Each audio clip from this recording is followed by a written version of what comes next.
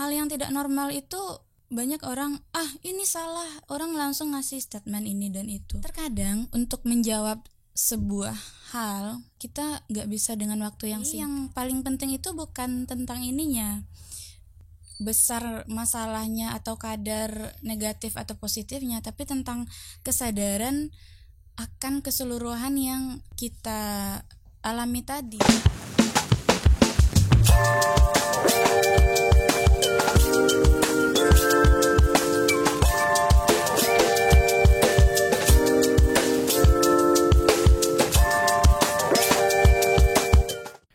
Halo Lili. Halo. Apa kabar?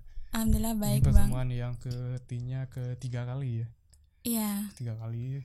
Yang terakhir di Kemah Seniman Sumbar di Payakumbuh. Kalau Lili namanya Aprilia Ara itu nama bawaan lahir. Nama bawaan lahir Aprililia doang. Bulan April berarti ya. Iya. Terus belakangan Lili cukup ini ya, berkarya di lukisan dan lain-lain. Apa yang membuat Lili tertarik ke melukis? Awalnya aku dari ini. Aku udah suka lukis dari SMP. SMP. Iya, SMP. Pas SMK aku kan tata boga. Jadi aku ngekos karena jauh dari rumah kan, di Pasaman Barat. Kemudian kebetulan bapak kos aku itu pensiunan jaksa dan seorang pelukis juga. Aku melihat banyak lukisan di sana. Kayaknya itu deh. Tertarik karena melihat atau ada alasan khusus ketika melihat lukisan itu? Apa yang membuat Lili dulu ketika melihat lukisan itu kemudian tertarik dan merasa, wah saya pengen melukis juga nih gitu? Jadi awalnya SMP biasanya di sekolah itu kan dihias sama lukisan-lukisan alumni-alumni. Jadi waktu itu aku dapat kelas dan di sana ada satu lukisan. Malahan waktu itu pengen aku curi saking sukanya. Tapi gagal karena ketahuan penjaga sekolah. Berarti udah ada percobaan pencurian. Iya. Dong, Jadi karena aku tidak mendapat lukisan itu, waktu itu lukisannya pemandangan. Aku pulang, aku coba melukis. Aku melukis dan akhirnya aku suka. Tapi sebelumnya aku juga suka bikin patung. Aku juga jualan tanah liat buat di sekolah itu kan program keseniannya bikin patung. Mulai dari kelas 1, kelas 2, kelas 3. Di tempat aku seperti ini ya, bikin prakarya sekolah. Iya. Aku suka bikin patung dari SMP. Ada latar belakang dari keluarga yang dulunya seniman? Om aku ada, dia pelukis juga. Iya, kalau family yang dari orang tua, kalau papa ini sih dia pernah ngajar seni budaya juga. Dia kan ngajar di SMP, pernah ngajar seni budaya, cuman lebih kayak ke ukiran kayu, lebih kayak gitu. Motif buat rumah kadang atau? Iya, lebih motif ke Minangkabau, motif-motif Minangkabau gitu. Tadi cukup kental dong, cukup akrab dengan dunia. Tadi Lili suka ketika ngomong coba ngelukis pulang ke rumah terus suka gitu. Iya. Apa kenikmatannya? Apakah proses atau memang ketika ngeliat hasilnya? Prosesnya tadi. Proses berkaryanya. Iya, proses berkaryanya. Dimana aku kan suka adrenalin. Okay. Aku pencarian warna tadi, gimana kita proses, dan ketika aku bilang ini udah selesai, di sana aku mendapat kepuasan. Melukis itu kan butuh ini ya, kalau kita belajar butuh modal kan ya, beli kanvas, Iya. beli kuas dan lain-lain. Seperti mahasiswa sekarang gitu. Terus belum tentu dong di awal kita punya jualan dan lain-lain. Iya. Apakah itu tidak menjadi suatu beban secara finansial? Enggak, malahan ini. Kalau untuk melukis kan aku cari, kalau buat beli bahan ini dan itu, aku kan kerja juga make up wedding. Dulu aku juga buka salon. Semua hasil make up ini aku ya buat lukisan. Berarti nyari duitnya, cuannya di bidang lain, Iya, ngabisinnya di lukisan. Aku nggak bakalan mikir panjang, misalnya aku misalnya sekarang dapat 10, ya udah 10 ini buat lukisan semua tanpa mikir panjang aku. sampai hari ini. Iya. Dedikasi ya, dan sangat totalitas. Sudah ada lukisan yang pernah kejual sampai hari ini? Ada dari awal. Jadi 2018 itu aku kan belajar juga, karena aku nggak dari akademik kan, belajar sama seniman yang ada di Padang. Salah satunya Bang Budi Irwandi di Dangau Studio. Aku 2018 gabung sama dia, udah langsung bikin lukisan untuk kolektor gitu. Jadi waktu itu kolektornya orang Cina. Mungkin karena dari awal udah langsung ini juga kali ya, udah bikin lukisan langsung laku gitu, jadinya ambisi terus. Tapi setelah aku bikin program art terapi, aku udah nggak pernah bikin lukisan untuk dijual lagi. Aku udah bikin lukisan untuk pencarian diri aku. Pencarian diri, proses mengenal diri lebih baik, asik. Iya. Belakangan kan lihat dari postingan Lili di media sosial terus sama Instagram, itu kan ada bentuk-bentuk visual yang berbeda ya, dan cenderung memang berubah-ubah. Iya. Misalnya waktu itu terlihat ada potret dengan garis-garis yang cukup berbeda. Dari arang atau apa materialnya waktu itu? Iya, aku pakai tinta Cina Tinta sama Cina, arang. Beberapa pengulangan itu kemudian berubah lagi. Itu masih dalam proses pencarian bentuk. Iya. Tapi cenderung lihat karya-karya Lili dengan tampilan Lili yang lebih kalem, terkesan lebih ramah ke orang dan gampang senyum. Karya Lili malah bertolak belakang loh. Iya. Jadi karya-karya yang agak kok ketika ketemu orangnya ramah, ceria. Kenapa karyanya cukup rasa agak gelap gitu. Belakangan. Jadi lukisan yang hitam putih itu sebenarnya awalnya itu konsepnya gini, gimana aku mengeksplor warna hitam. Nah, aku berangkat dari, karena awalnya gini,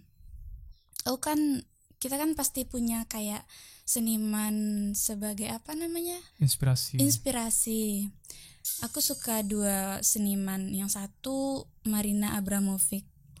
Dia performance art dari Belgrade, Eropa Tenggara sana. Ada satu lagi Frida Kahlo. Jadi aku terinspirasi dari mereka berdua. Tapi gaya visualnya kayaknya dari Frida Kahlo beda loh. Ya. Frida Kahlo lebih berwarna kan? Ya. Marina Abramovic, dia performance art yang menguji batas daya tahan tubuh manusia itu sampai mana, sampai gimana melukai diri sendiri, gimana membiarkan orang melukai dirinya gitu.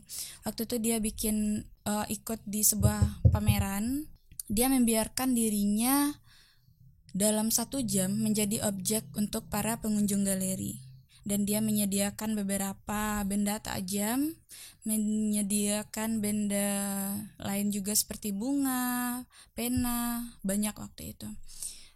Dan ternyata ketika performance itu udah dimulai, orang awalnya cuma liatin, tapi ternyata udah 20 menit kemudian ada yang mulai memberi dia bunga, sampai ada yang berani menelanjangi dan ingin memperkosa, ada yang berani untuk melukai dirinya dengan silet yang sudah disediakan tadi, dan dia juga menyediakan pistol, yang ada juga yang sampai ingin menembak kepalanya. Iya.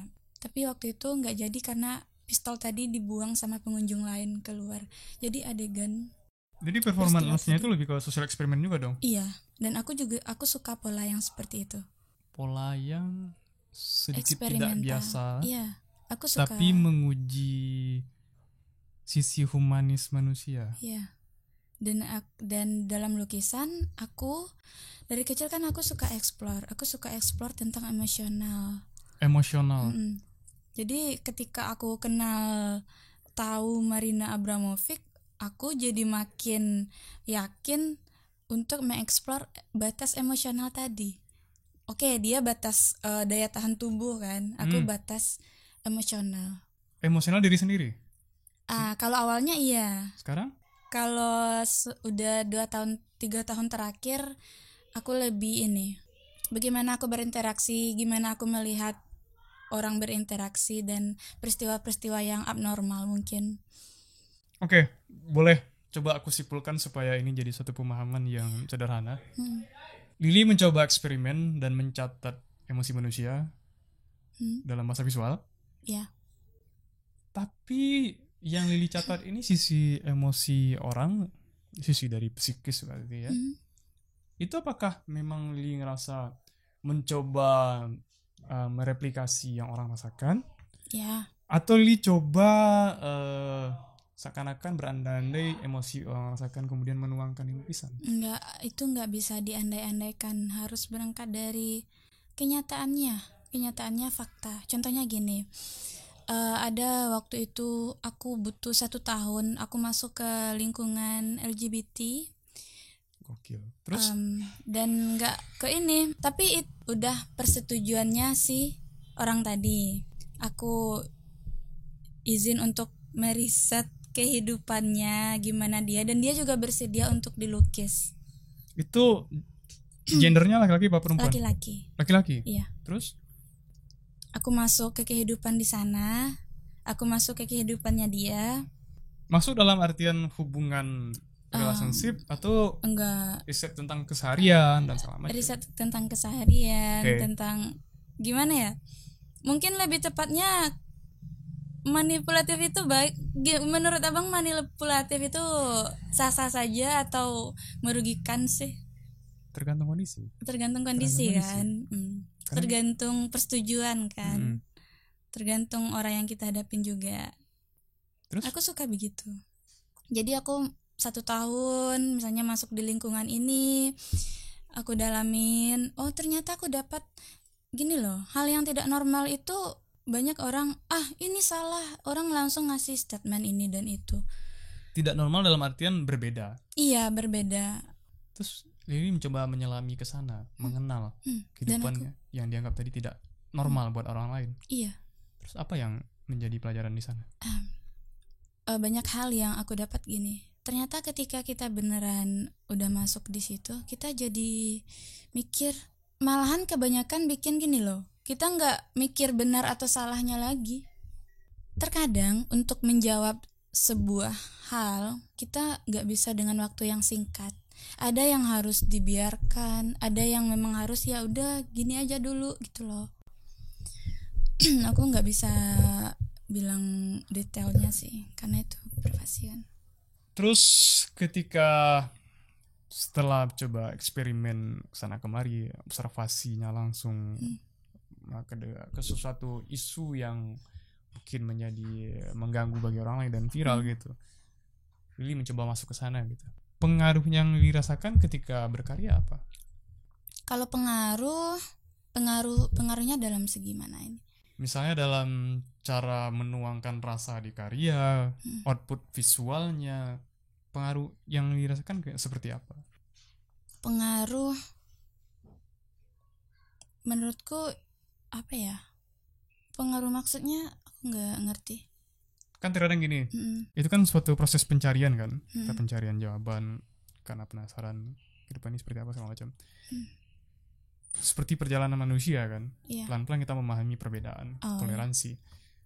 Ada terkadang di karya membuat kita jauh lebih dewasa dalam itu proses pasti, berkarya.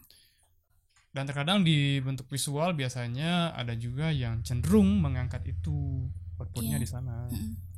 Dari Lily berdampak nggak yang seperti itu? Itu pasti.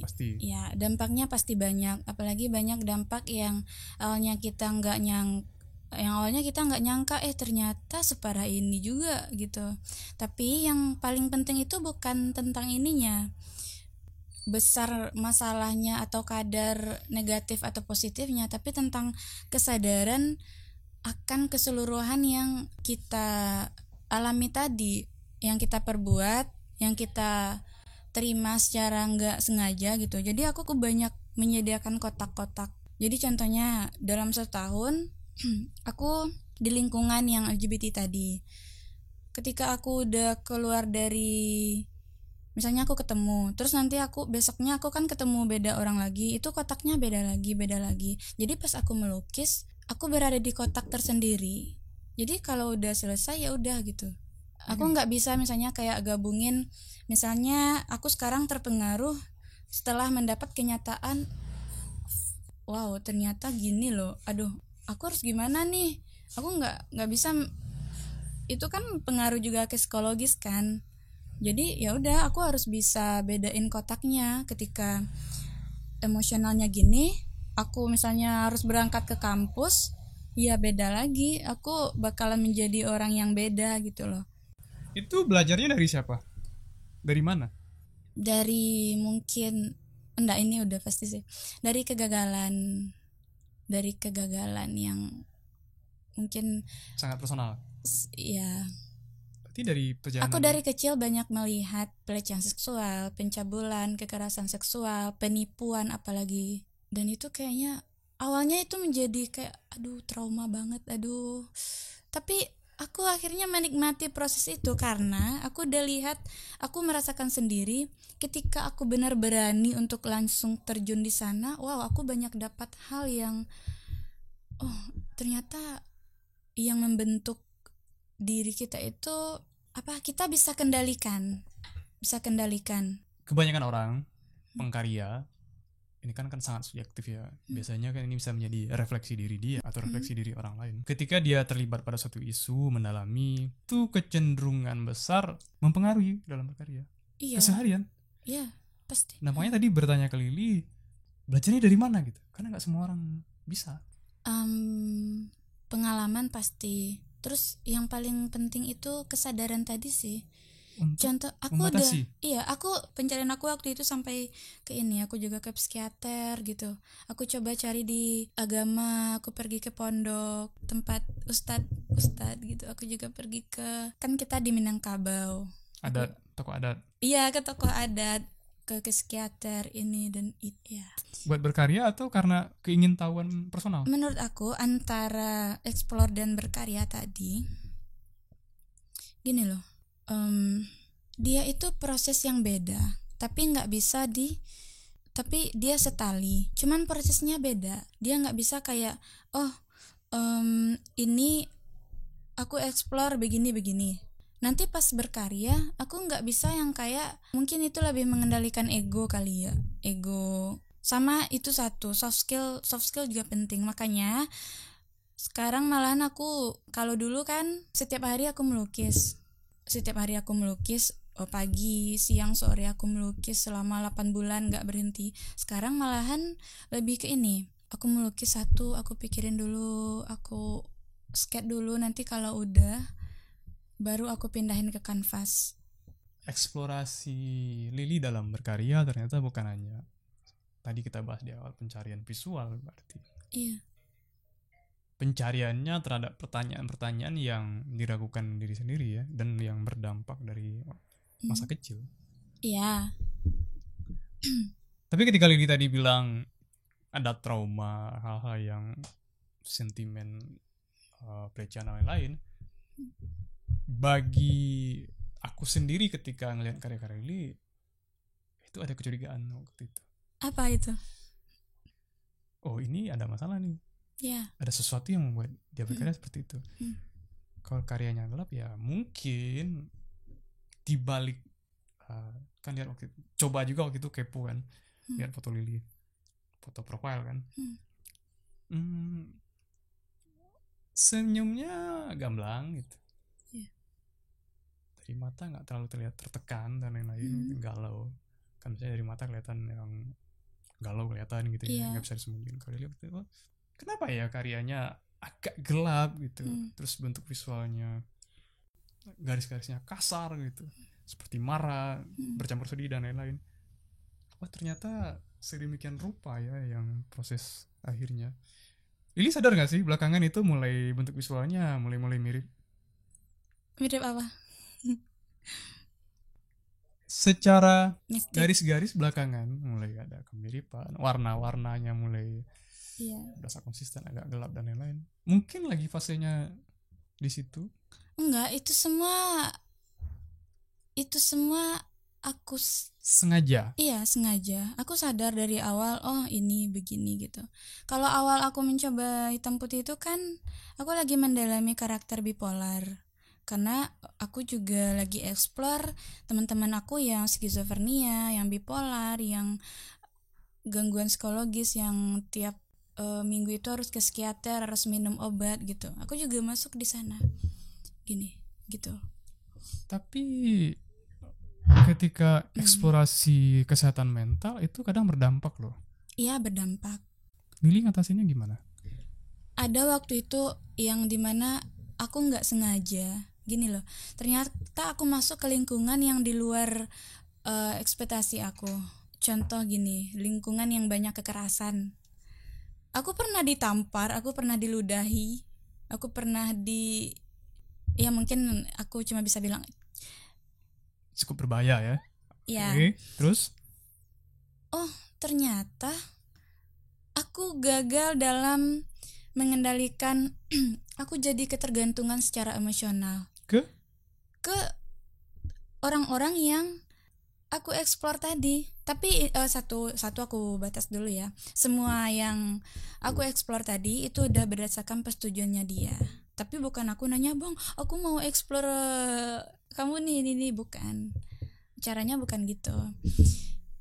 Ada komitmen di awal. Itu lebih kayak bukan persetujuan iya atau enggak sih, cuman kalau kita udah deket sama orang kan kita kayak, oh ini orangnya mau membangun emosional itu sama kita. Oh ini orangnya tahu nih kita udah memanipulatif dia untuk sebuah tujuan. Aku tuh pengen tahu, kamu kan tahu aku pelukis, aku pengen tahu siapa kamu. Dan gitu loh. Kalau seandainya orang baper gimana dong? Iya, itu yang paling susah. Itu dia satu yang paling susah. Lili kan cukup ini ya, cukup cantik lah.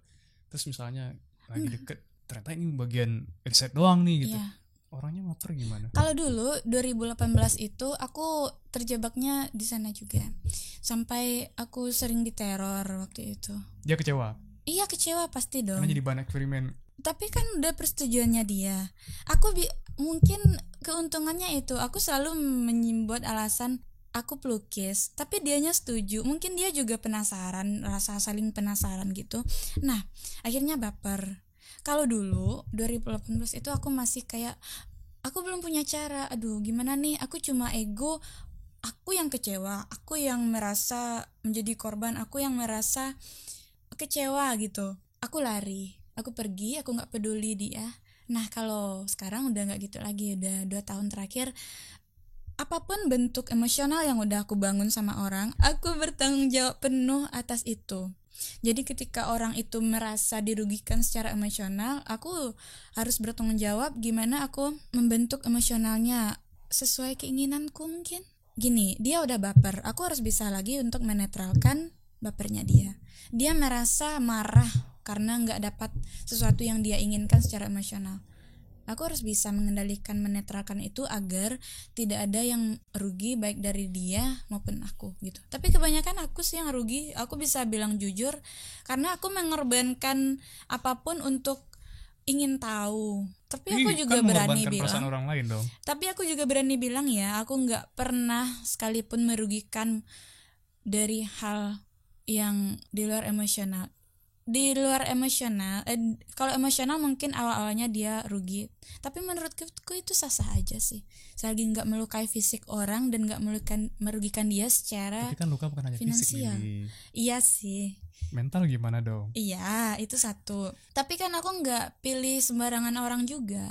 Aku pasti lihat ini gimana. Oh, ini orangnya bisa gitu. Ini kalau ada yang nonton ya. Iya. Semoga ada yang nonton ya. Amin. Banyak orang tentu bakal nggak setuju. Iya. Banyak yang kadang marah, kamu itu manipulatif banget sih gitu kan. Cuman dia bicara begitu karena mungkin dengar omongan orang lain dan nggak paham. Dari awal aku udah bilang, aku ada persetujuan, aku ada itu nggak bisa ini sih. Pun tidak ada MOU ya. Iya, nggak harus ada MOU kan. Dan aku juga punya masa buat itu. Umur aku sekarang 21 tahun. Dan batasannya sampai umur? Sebenarnya April ini kan udah habis 22. Nih umur aku. Habis apanya?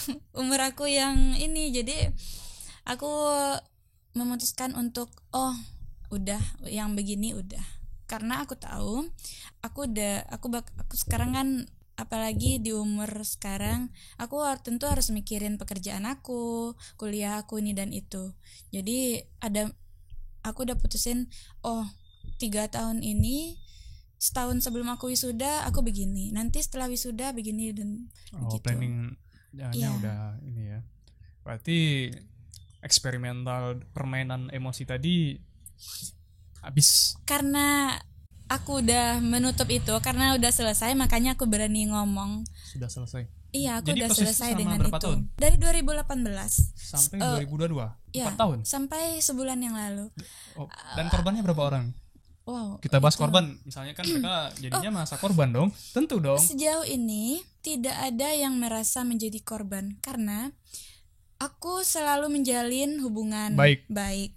Yang dari 2018, yang waktu yang parahnya itu 2018 sih, karena itu perdana juga. Tapi aku jemput lagi, aku netralkan lagi, dan malahan orang yang semuanya itu tadi jadi orang kepercayaan aku. Relasi. Dan aku menjadi kepercayaan mereka juga. Keren. Dan wow. Kirain itu malah jadinya malah rentetan korban gitu. No, enggak. Aku juga sampai ke lingkungan narkotika. Itu berbahaya loh. Iya, karena bisa terbawa kan. Berbahaya. Aku juga coba. Berefek. Mungkin aku bisa share gitu ya. Kayaknya aku harus share deh. Tapi nggak tahu lah. Kalau nyaman silakan ngomong, kalau tidak nyaman kita skip. Iya, tapi kayaknya ini harus aku share sih. Sebenarnya aku riset itu udah dari 5 bulan atau 4 bulan yang lalu. Cuman aku belum berani untuk langsung terjun karena itu bahaya kan. Nah, ternyata aku sempat ini, ya udah biarin aja lah, nggak usah lah terlalu ini. Tapi ternyata nggak sengaja aku malah dapat momen itu. Ya udah dong, aku boleh kali ya? Nggak apa-apa. Aku ingin bagi ininya sih, ini bahaya loh gitu. Kan udah nyoba tuh. Efek secara yang paling umum ke Lily aja, dampaknya apa gitu? Ternyata itu benar-benar merusak organ tubuh loh. Contohnya? Jadi pas aku make gitu, memang ini kita makainya sedikit tapi beneran bikin efek nggak nyaman ke tubuh. Bukan nggak nyaman, dia langsung kayak merusak gitu. Aku ngerasain bagian mana yang rusak itu, aku sadar. Mungkin kalau lebarnya aku ngerasain loh saraf yang itu. Kejutan sarafnya. Kejutan saraf itu. Aduh, ternyata gini ya gitu. Terus nggak bisa tidur? Enggak lah, 2 kali 24 jam itu nggak bisa tidur. Kita ngomong aja terus. Ngelantur. Dan aku mikirnya gini, ampun, kasihan banget sih orang yang ketergantungan sama narkotika. Kasihan ya? Kasihan banget lah. Kadang kan ada yang coba-coba gitu kan. Lili kenapa langsung bisa berhenti? Iya, karena aku sadar. Aku aja, ini satu lagi, aku juga sampai ke membiarkan diriku dihipnotis. Oke. Iya. Terus ketika hipnotis itu? Ternyata ketika kita dihipnotis, ini hipnotis dalam persetujuan ya, aku mau gitu. Kalau yang kayak ini orang dipukul langsung hilang kesadaran, itu aku nggak tahu. Tapi ternyata ketika dihipnotis kita masih punya kesadaran atas pikiran kita. Kita masih bisa mengendalikan apa yang ingin kita omongin. Karena waktu itu aku coba gini, aku lagi dihipnotis nih, terus orangnya ngomong kan, aku coba buka mata aku, kok bisa ya gitu. Terus dia lihat kan, terus dia suges lagi, ya udah nggak jadilah aku buka. Tapi aku tahu aku dihipnotis karena gini, karena ada momen yang aku memang nggak bisa buka mata gitu loh. Ketika yang kedua itu, aku nggak bisa lagi buka mata. Aku kok patuh ya, dia nyuruh aku begini kok aku mau ya. Terus dia bilang hitungan ke 10 ini. Dan aku sadar kan, udah buka mata. Oh ternyata hipnotis begitu. hipnoterapi apa namanya kayak Oh, hipnoterapi ya. Hipnoterapi kan kayak gitu juga, sugesti. Iya, kayak gitu juga kan. Semoga dia nggak nonton, tapi tujuan aku bukan membeberkan privasi sih. Lebih ke pengalaman. Lebih pengalaman aja. Ketika dihipnotis tuh kayak buat gini. sharing aja, iya. Kalau dia nonton, aku minta maaf. Bukan bilang kejelekan lah. Iya. Kan pengalaman doang. Iya sih. Bahaya ini. Tapi nggak apa-apa. Dulu ada Antoine di Agatha, itu fotografer yang sempat mempengaruhi aku dan teman-teman dulu. Gimana tuh? Karya yang suram-suram itu nggak ada lagi ditemukan di arsip aku di Instagram. Oh. Cuma di karya lain yang bentuk fisik ada. Apa itu? Buku foto. Oh, buku foto. Ada di rumah. Itu dulu beberapa tahun berkarya. Gelap-gelap, fotonya lebih blur, goyang-goyang kayak gitu. Jadi memang kalau secara umum isunya isu tentang kegalauan. Lebih spesifik nanti pilihan masing-masing tuh apa. Yeah. Lebih gelap, hitam putih. Antoine di Agatha ini dia pernah dengar cerita langsung dari orang yang pernah dia mentorin. Orang Jogja. Dia dulu mentor di Angkor Wat Photo Festival. Yeah. Dia pernah riset di Kamboja ke lingkungan pemadat yang kokain. Dia make. Yeah. Foto-fotonya tuh kayak gitu. Sampai ada orang yang itu loh, berhubungan badan, bersetubuh dengan badan yang kurus kering. Kelihatan tulang dan lain-lain, dan bagian tangannya bekas. Mereka tetap having sex kayak gitu. Dan dia fotonya kita ngerasa, karena dia sambil tuh motret sambil madat, dan sepertinya dia juga ikutan having sex. Kita nggak ngelihat sisi vulgarnya, malah ngerasa ironinya. Dan dengar dia sampai kehilangan satu matanya sampai kehilangan daya penglihatan karena efek dari kokain. Nah, jadi nilai plus di Lily aku lihat ada juga beberapa fotografer yang pernah dengar cerita sampai dia having sex dengan wanita lain. Padahal dia punya istri. Dia cerai kan. Lily masih tahu batasan. Masih. Nilai-nilainya. Iya. Apalagi untuk hal yang seperti itu pasti banyak tawaran juga kan. Ada yang mau sampai bayar aku. Ada yang sampai, wah itu lain lagi. Kalau udah masuk ke seksual ya. Tapi nah mungkin itu satu keuntungan kali ya. Dari sekian banyak tawaran, apalagi kita di umur aku sekarang. Tapi aku juga sadar, ini loh, di umur aku ini belum orang yang menikmati seks loh. Usia menikmati seks itu umur 27. Dan aku tahu, dari SMP aku udah dihadapkan dengan, aku punya teman, dia penyanyi gitu kan. Terus dia seks di depan aku. Di depan? Iya. SMP? Iya SMP. Tapi waktu itu kelas 3 SMP aku. Penasaran gak?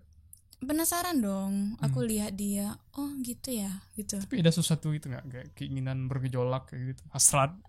Pasti. Tapi itu lebih, karena mungkin aku gak punya pacar waktu itu. Dan juga aku tentunya agak tomboy. Gak punya pacar waktu itu. Iya, aku juga agak tomboy. Aku kan atlet dulu kan.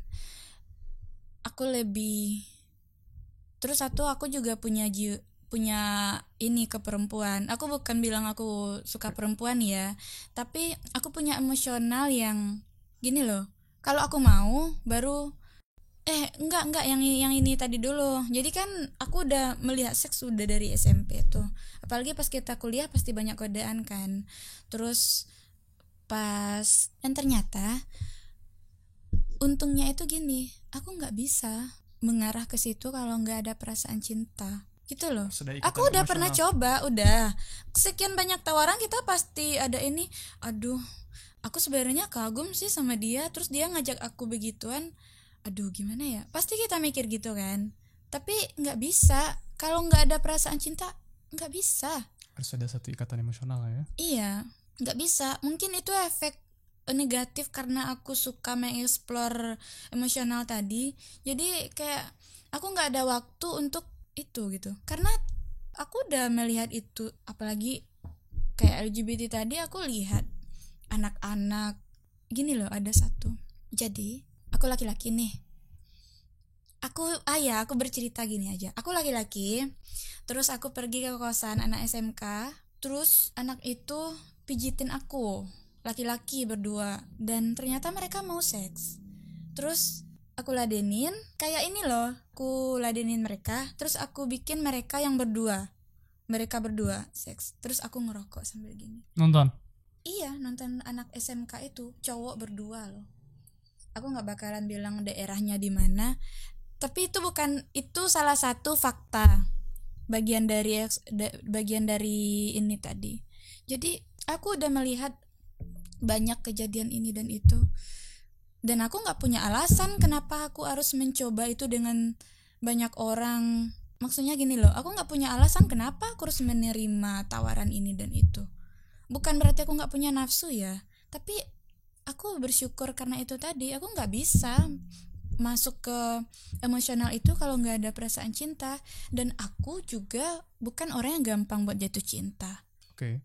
Karena aku bisa sepertinya karena Lili juga udah sering bermain perasaan. Ya, itu satu.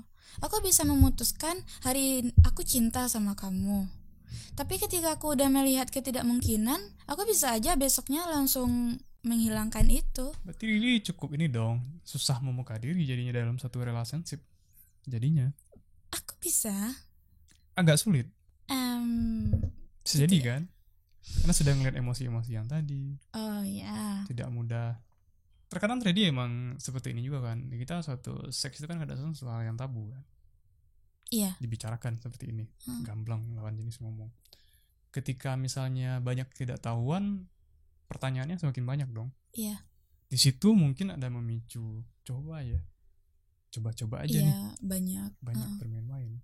Kalau kita yang udah misalnya yang udah mencoba melihat dan lain-lain, nggak jadi suatu hal yang penasaran yang begitu kuat, ya sudahlah, memang mungkin seperti itu, udah gitu aja. Kalau memangnya self experience beda cerita lah ya, itu kembali ke pribadi masing-masing. Selain dari tadi, ini bagian menarik nih yang masih pengen dibahas. Apa efek paling ingat buat Lili dan paling ngerasa sempat shock ketika marah, ada yang marah tadi dalam hubungan yang Lili coba eksperimen tadi, yang coba riset. Apa yang momen yang bikin Lili merasa shock? Yang shock banget kan. Jadi waktu itu aku bangun emosional nih. Ternyata di luar ekspektasi aku pikir dia bisa profesional. Ternyata enggak, dia baper. Dan aku ternyata berhadapan sama orang yang ada psikopat-psikopatnya mungkin. Dia teror aku, dia sampai ke kayak menghubungi semua teman-teman aku, sampai meneror keluarga aku. Aku sampai depresi seminggu, nggak berani kemana-mana waktu itu. Tapi itu masih hal kecil sih. Itu aku udah dapat solusinya. Yang paling parah, aku udah setahun nggak ada kabarnya dia. Terus dia datang lagi. Aku nggak tahu kenapa dia datang lagi. Teror aku lagi. Itu pas COVID juga. Aku lagi jalin bisnis sama orang. Aku buka salon. Terus dari salon aku tadi ada bisnis cadangannya. Ternyata dan udah berjalan setahun, masa lalu datang, neror aku ini dan itu. Shock dong. Gini loh, dia berhasil mempermainkan emosional aku sampai aku kehilangan percaya diri sepenuhnya. Aku nggak bisa kerja. Abang percaya mistik nggak sih? Percaya. Aku percaya. Diguna-guna gitu ya? Enggak, aku nggak percaya. Maksudnya aku nggak percaya waktu itu aku diguna-guna. Aku lebih percaya ke interaksi gimana emosional tadi. Dia berhasil bikin usahaku bangkrut dalam artian aku nggak bisa bekerja dengan fokus. Dan ditimpa lagi sama partner bisnis aku yang waktu itu juga bilang apa ya, gagal. Maksudnya aku gagal membangun emosional pokoknya nggak profesional lah. Aku rugi gini loh, di umur 19 tahun aku waktu itu ngeluarin modal 18 juta. Main gede loh untuk umur segitu. Baru kelar SMA kayaknya ya? Iya, aku baru semester berapa itu, semester 2, 3 mungkin 2. Dan setahun langsung gagal. itu pengalaman pertama bisnis aku yang oh ya ampun ternyata gini gitu kan. Tapi aku masih sadar, oh aku ngerasain 8 bulan nih efek dari itu. Tapi selama 8 bulan itu, seperti yang kembali lagi yang tadi, hidup aku tuh bukan aku punya banyak kotak, kan. Jadi itu masuk di satu kotak. Ketika COVID kebetulan kita lockdown, aku pulang 8 bulan itu mungkin menjadi hal yang di luar ini aku lah. Aduh nggak nyangka ternyata efeknya bisa sebesar itu. Iya sebesar itu. Tapi aku masih sadar. Caranya ya udah aku alihkan ke explore. Lili mengalami teror seperti itu beberapa kali dong. Iya, hampir tiap hari. Dengan orang yang berbeda juga beberapa kali berarti. Oh enggak, yang berani untuk itu cuma satu orang itu. Satu orang. Dan sekarang dia menjadi kepercayaan aku. Dan dia juga sering ini. Sekali sebulan aku masih ketemu sama dia, ngobrol ini dan itu. Jadi ya begitu. Aku udah menikmati proses pola yang seperti itu. Itu Lili di umur 21 tahun. Sekarang sudah bermain-main api. Iya. Bermain api ya. Kan bahaya loh. Iya, bahaya. Sampai mencoba drugs. Karena gini bang. Terus satu lagi, aku juga aku pelukis. Aku pelajari berapa bulan yang lalu, 3 bulan yang lalu, aku mempelajari detail tentang sejarah seni rupa, mulai dari zaman peradaban batu sampai deskonstruksi. Aku cari semua data. Oh, begini ya sejarah seni rupa. Terus sebagai pelukis, nggak mungkin dong aku yang kayak gini.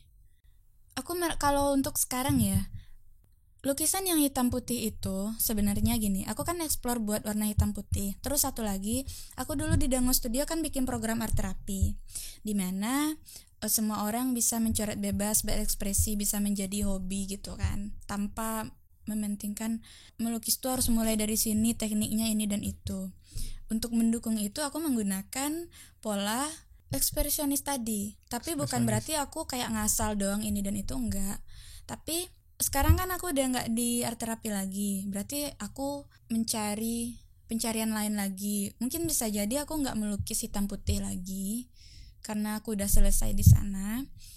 Jadi terus satu lagi yang aku sadar ya, ternyata semakin aku mengeksplor, aduh, aku coba nih, karena kemarin yang hitam putih itu sempat viral.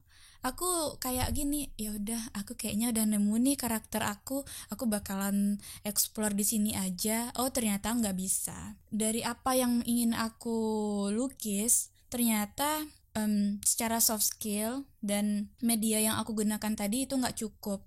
Aku butuh studi lagi, aku butuh banyak lagi untuk mewujudkan interpretasi aku menginterpretasikannya ke lukisan tadi. Pencarian, kalau dibilang nggak konsisten gimana? Nggak konsisten, aku selalu konsisten. Nggak konsisten. Tapi dalam bukan di artian gaya visual. kekaryaan ya. Bukan di gaya visual berarti. Kan ada Lili pernah nemu nggak sih di forum diskusi? Orang malah terjebak di gaya visual malah. Iya. Kalau menurut Lili konsistennya itu di bagian mananya? Gini loh, konsisten yang pertama di explore, terus satu lagi di visual. Nggak penting lukisan itu jadi atau enggak, yang penting tiap hari melukis. Konsistennya gitu. Kalau di gaya visual terjebak gak sih? Menurut aku, karena aku sadar ya, aku nggak merasa terjebak. Aku tahu, oh ini belum momennya, aku harus masih di sini dulu gitu loh. Karena aku juga suka gini, membiarkan dalam gini loh. Kebimbangan, keresahan dan lain-lain. Aku suka berlama-lama di situ. Contohnya gini, aku juga suka gini. Misalnya kamu masuk ke sebuah circle, ada 1, 2, 3 orang. Terus, oh ternyata aku bisa aja gini. Aku senang begini. Ketika masuk ke satu circle, gini loh, aku merasa aku jahat sih waktu itu. Aku merasa aku jahat sih.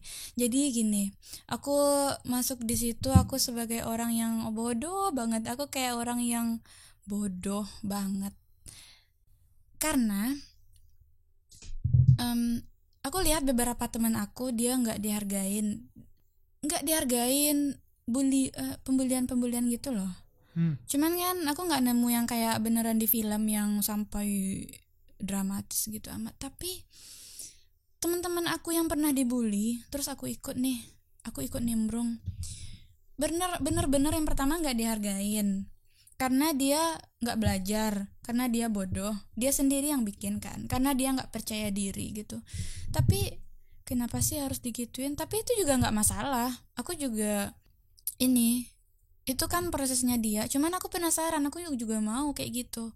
Jadi aku pergi ke tempat yang beneran gak pernah aku obrolan yang aku nggak pernah menyinggung itu. Aku masuk di sana. Ternyata ya, ketika manusia dibiarkan untuk melakukan apapun terhadap kita secara emosional, manusia itu punya rasa ingin menindas yang tinggi. Superior. Ya. Apa? Superior. Bukan, rasa ingin menindas. Ya, karena dia merasa superior.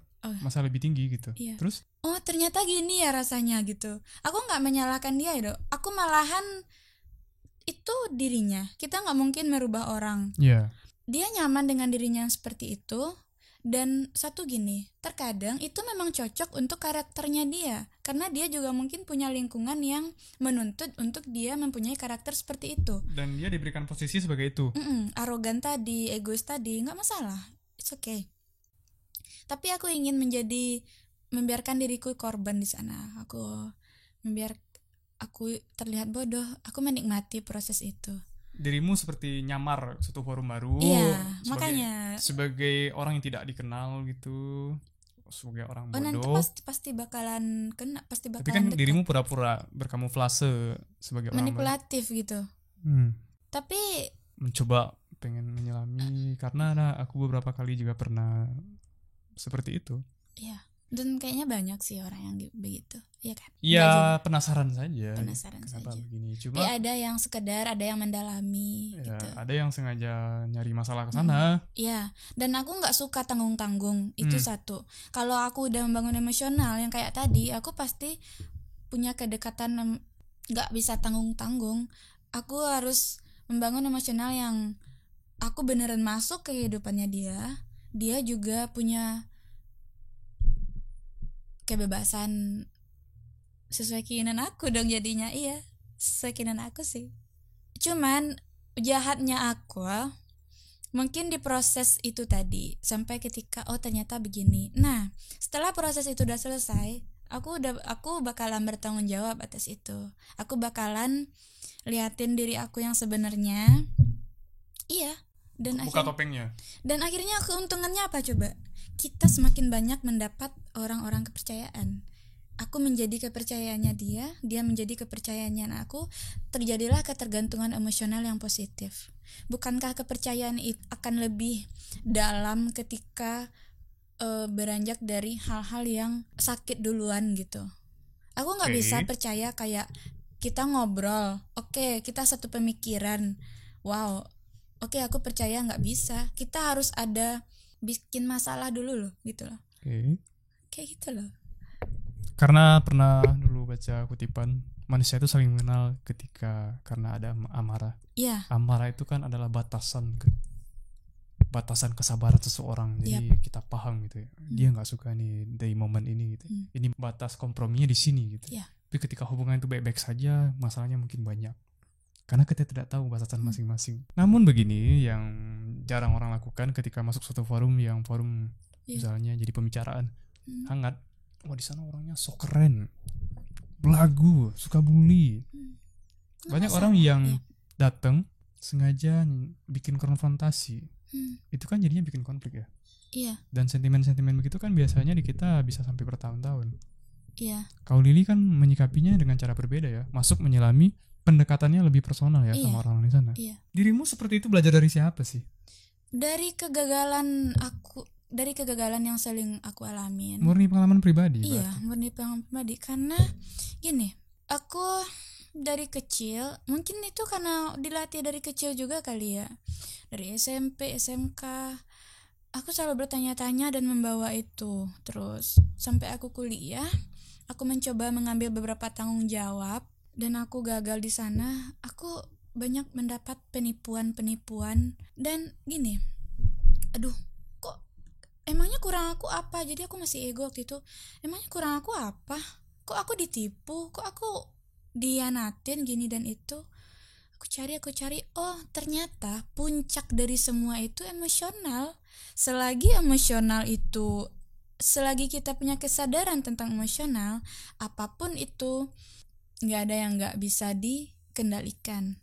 Dirimu seperti penganut ini loh, filsafat stoik. Aku baru mau belajar filsafat. Tapi stoik udah dirimu lakukan dengan yang begitu. Stoik itu kan tentang diri sendiri. Oh gitu. Internal, eksternal. Apa yang dilakukan oleh orang lain itu kan eksternal. Kita hanya bisa mengendalikan yang di diri kita sendiri, internal, yang itu tadi. Jadi kalau kita misalnya terlalu terpicu dengan tindakan orang lain, berarti yang masalah diri kita. Iya. Jadi akhirnya aku dapat jawaban setelah aku ditipu habis-habisan. Oh, ternyata masalahnya bukan gini. Terserah orang ini psikopat, orang ini pernah bunuh orang ini narkoba, orang ini PSK, dia menipu ini dan itu, nggak masalah. Sekarang contohnya gini, sekarang aku deket sama orang yang penipu gitu kan, terus dia juga tipu aku, nggak masalah. Sekarang orang itu jahat, orang itu pendusta, orang itu munafik ini dan itu, nggak masalah. Mungkin momen itu adalah momen yang baik untuk dia sekarang gitu kan. Kita nggak tahu seminggu lagi, 2 bulan lagi, setahun lagi dia bakalan gimana. Jadi permasalahannya itu bukan tentang gimana kita menghadapi, merubah ini, enggak, tapi gimana kita kayak ngeblur, bukan juga, kita mengambil peran dalam setiap apapun yang datang. Contoh hal sederhananya, contohnya kuliah, aku duduk sama temen bangku sebelah gitu kan. Terus ternyata aku satu tugas sama dia. Nah, aku nggak bisa tuh yang kayak ini tugas kamu, ini tugas aku, ini dan itu. Aku pasti bakalan melakukan pola yang seperti tadi. Sebenarnya ribet ya, kita bakalan ketemu banyak orang loh. Nggak mungkin dong setiap orang gitu. Cuman kenyataannya emang gitu. Setiap orang tanpa terkecuali aku melakukan pola yang seperti itu. Aku harus punya ikatan emosional yang kayak tadi. Nah, yang memisahkannya nanti adalah orang ini punya sesuatu nggak dalam dirinya. Wow, aku ketemu orang yang punya hal yang besar nih. Oke, aku masukkan dia ke kotak yang tadi. Oke. Kalau di luar itu aku bakalan kayak biasa aja. Aku jaga batasan ini itu. Para pendengar dan penonton sekalian, ternyata Aprilia Ar itu orang yang sangat kompleks ya. Semuanya itu dia punya bucket list, punya koridor masing-masing. Ternyata dia punya manajemen problem dan kita tidak tahu. Dan cara berpikirnya sangat rumit juga ternyata ya, dengan pola-pola yang dia tata sedemikian rupa. Penuh perencanaan, dan kita tidak menyangka di umur 21 tahun seorang wanita muda di sini punya desain hidup yang begitu kompleks ya, dan dari pengalaman hidupnya dia. Oke, terima kasih Lili. Terima kasih kepada yang nonton Udah TV. Yang mau nanti follow Instagram Lili, boleh lihat-lihat karyanya. Nanti kita tulis di sini atau di deskripsi. Boleh juga mampir di Pojok Steva yang mau beli buku atau baca atau forum diskusi. Alamatnya juga di sini dan di deskripsi. Terima kasih banyak. Selamat menikmati. Semoga bermanfaat. Apapun itu obrolannya, yang penting asik. Thank you udah. Oke. Let's go.